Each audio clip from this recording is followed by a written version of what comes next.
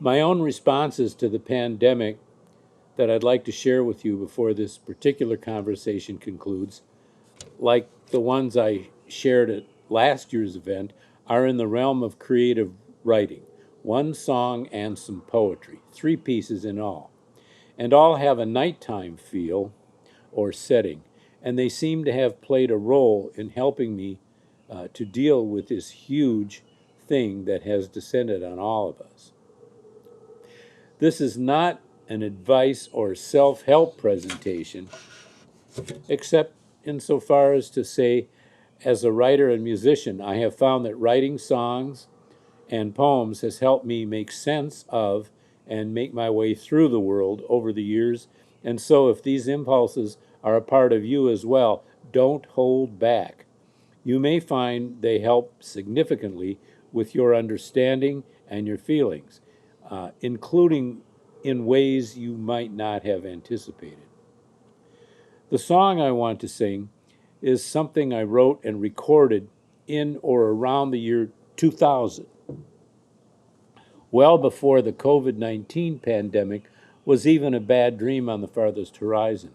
It is called the Stay-at-Home Waltz, originally intended as one of those sad and country-flavored love songs in which one of the lovers or partners or spouses is very comfortable as a homebody, while the other is restless and in constant pursuit of whatever wild hare keeps driving them out from hearth and home. The thing that I realized about this song is that in the context of the pandemic, it can be heard literally as a plea to hunker down with one significant other, or now as a war between those two kinds of impulses that probably rage and do battle inside each of us. You may think that is a stretch, but I like and need this song more than ever, and so I'll do it for you now. So here goes the Stay-at-Home Waltz.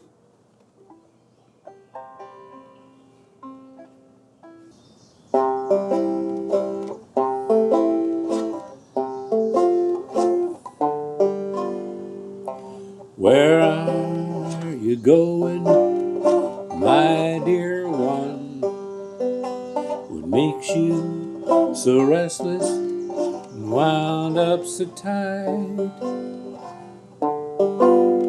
Sit with me, talk with me, just for a while.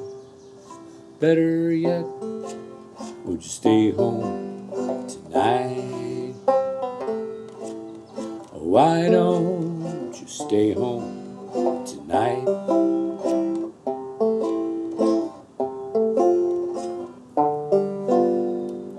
What draws you out there, my dear one? There are things in the darkness that fill me with fright.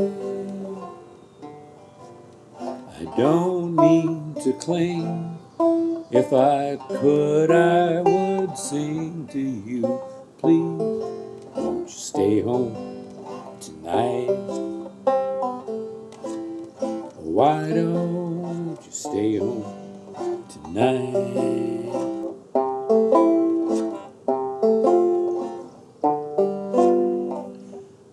Out on the ridge, the mountains so steep, the road twists like a nightmare as it winds through my troubled sleep. Past all the gin mills from here to Tennessee, where the bikers and hitchhikers are as lost as you and me. Well, I am the end of your rainbow, dancing with the dish towel to the songs on the radio. If I could, I'd shine like a neon sign, but I wish you could see there's a light that's burning in me. And if you could see, would you stay home with me? Oh, why don't you stay home with me?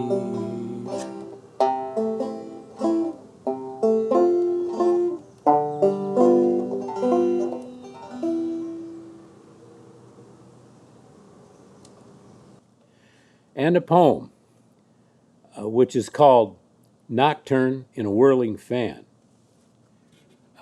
which is also, as the title implies, a night piece, and also as well deeply involved with music. Regarding nighttime, it is often the scariest time of day, even in good and normal times, but also a quiet and contemplative time, frequently free of the working and daylight hour kinds of distractions. As for music, that of Frédéric Chopin being referred to in the poem, I feel it is safe to say that all sorts of music has gotten all of us through binds, crises, and agonies countless times in our lives. This poem found a home last year in the online journal called Jerry Jazz Musician, Joe Mehta, editor-in-chief, who has been generous in accepting my work since I found this publication. For one particular issue, not sure which, he asked contributors to submit work, poems, essays, fiction, photographs, art, etc., in response to the pandemic. I mention this should anyone want to track this poem down and read it yourself, but I also encourage jazz fans and creative folks in general to submit your work there. Joe is a Prince, and he really liked this poem, so maybe you will also.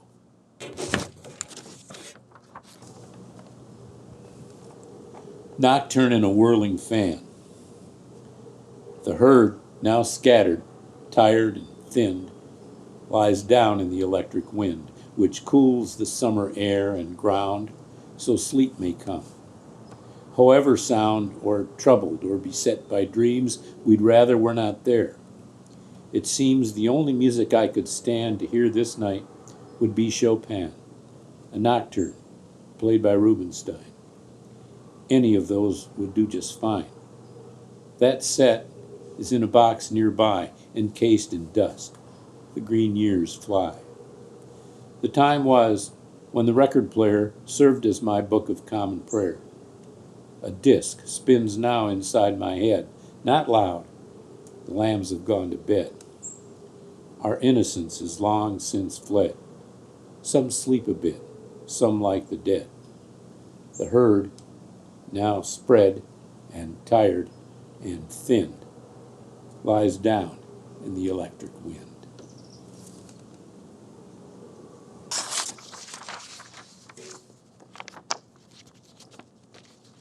Just a few seconds for paper shuffling here. And finally, this poem. The fact of the pandemic, I strongly believe, seems to not only get us focused on loss, both experienced and anticipated, relevant to this disease, but also on love and death and loss more generally throughout each of our chains of experience.